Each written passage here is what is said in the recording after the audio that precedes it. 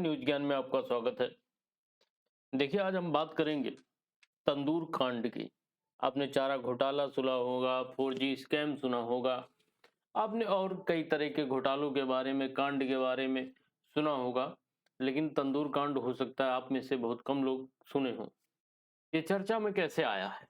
देखिए, हाल ही में प्रधानमंत्री श्री नरेंद्र मोदी जी ने राज्यसभा में अपने भाषण के दौरान इस चर्चा का जिक्र किया और इसका आरोप सीधा कांग्रेस पर लगाया।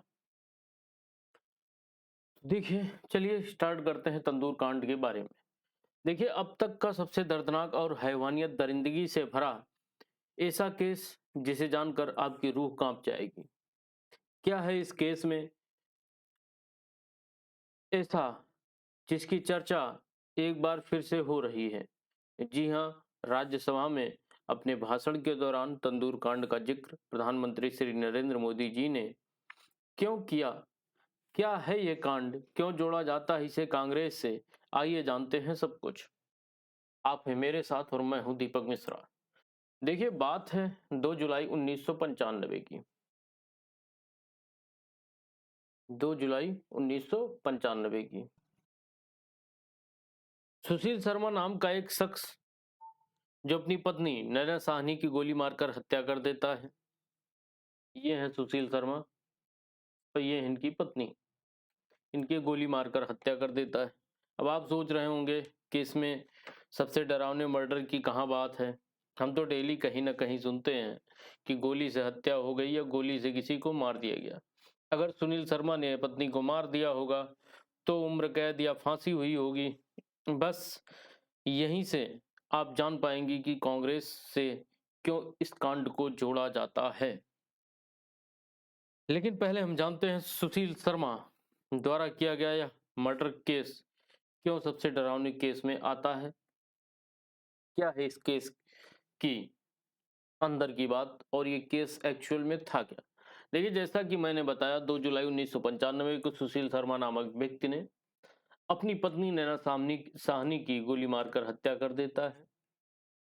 इसके बाद सुशील शर्मा अपनी पत्नी को अपने होटल ले जाता है, जहां वह पत्नी के ऊपर मक्खन लगाता है और इंतजार करता है देर रात होने की, जिससे रेस्टोरेंट खाली हो जाए और वह अपने काम को अंजाम दे सके।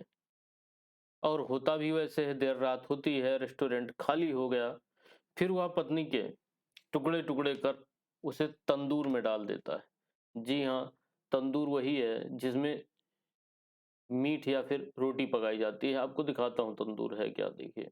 ये है तंदूर,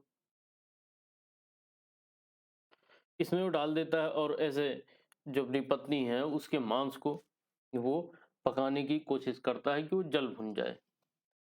अब यहाँ तक ठीक था, लेकिन कहते हैं ना कि ऊपर वाला सब कुछ देख रहा है। उसी समय फुटपाथ पर एक महिला जो फुटपाथ पर सब्जी बेचती थी, इस महिला की नज़र लपटों पर पड़ जाती है। अब आप सोच रहे होंगे रात में कहाँ सब्जी बेचेगी? उसका पेशा था सब्जी बेचने का और रात में फुटपाथ पर थी, तो उसकी लपट पे नज़रें पड़ती हैं, उसको लगता है कि होटल में आग लग गई। इस महिला की नज़र लपटों पर पड़ती है, तो तंदूर में जल रही सुशील की पत्नी की होती है, लेकिन फुटपाथ पर टहल रही महिला को लगता है कि होटल में आग लग गई है। अब इतना देखकर महिला चिल्लाने लगती है। महिला की आवाज सुनकर पहरा दे रहा एक पुलिस सिपाही जिसका नाम था अब्दुल नजीर, वह पहुंच जाता है। फिर सुशील का अपराध दुनिया के सामने आ गया। देखिए, यहाँ पर अब्दुल नजीर की तारीफ करने लायक है। क्यों? क्योंकि जब अब्दुल नजीर गया होगा तो सुशील ने उसको पैसा का लालच नहीं दिया होगा या उसे डरवाया धमकाया नहीं होगा, लेकिन उसके बाद भी उस सिपाही अब्दुल नजीर ने हिम्मत दिखाई और सही काम किया। उसने जो जायज था वो कार्य किया। यह देश का सबसे चर्चित कांड था जिसमें किसी महिला को तंदूर में जला दिया गया था। अब देखिए, सब ठीक था। फिर इसके बाद साल 2000 में ट्रायल कोर्ट ने सुशील को फांसी की सजा सुनाई। देखिए, ट्रायल कोर्ट वह कोर्ट होता है जहां पर किसी मुकदमे की सुनवाई पहली बार होती है, उसे ट्रायल कोर्ट कहा जाता है। अब ट्रायल कोर्ट ने फांसी की सजा सुना दी, तो हाई कोर्ट ने इस फैसले को जारी रखा। फिर सुप्रीम कोर्ट ने, क्योंकि अब आपको पता है हाई कोर्ट से फैसला आ गया, तो सुप्रीम कोर्ट में लोग जाते हैं, जो कि सर्वोच्च न्यायालय होता है, उच्चतम न्यायालय होता है, उसका फैसला बाध्यकारी होता है, उसका फैसला सबको मानना पड़ता है, उसका फैसला कोई मानने से नकार नहीं सकता।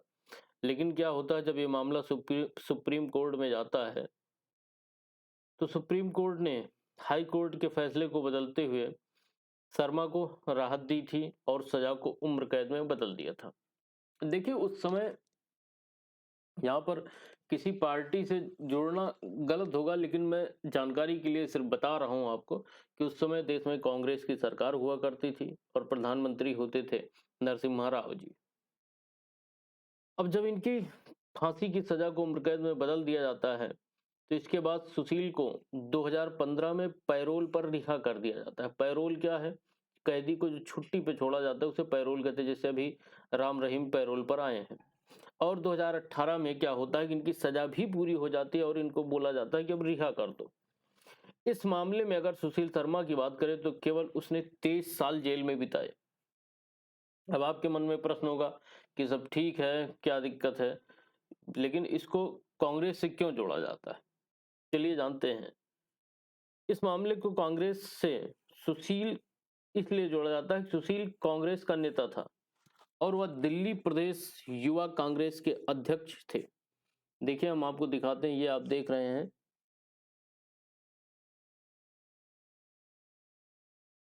एक मिनट मैं दिखा रहा हूं आपको कि ये आप देख रहे हैं, मैंने रेड कर दिया है।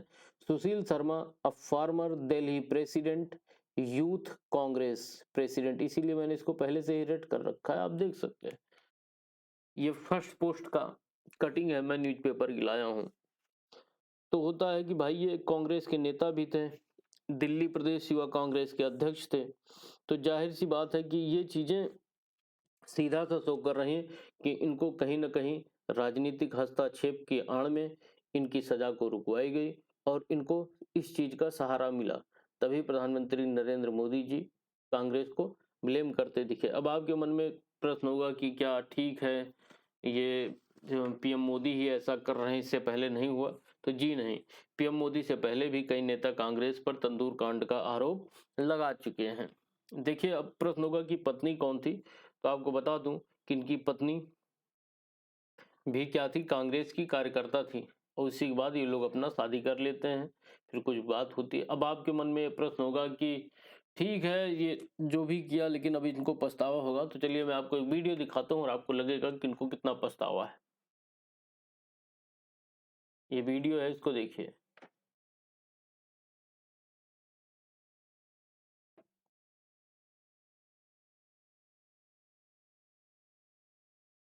देखिए ये पुलिस इनको गिरफ्तार करके ले जा रही है।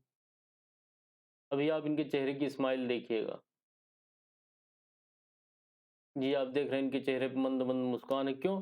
क्योंकि इसे पता है कि मेरा कुछ होने वाला नहीं, मेरे ऊपर राजनेताओं का, सरकार का हाथ है, मेरा कुछ होगा नहीं, पुलिस वाले या फिर न्यायपालिका मेरा कुछ बिगाड़ नहीं पाएंगे। ये इस फिराक में था और अंत में छूट भी जाता है। तो देखिए मेरा सिर्फ यहाँ ये बताने का सिर्फ इतना मकसद था कि ऐसे ही लोग जाते हैं संसद में, विधानसभा में, और ऐसे ही लोग हमारे लिए नियम बनाते हैं, कानून बनाते हैं।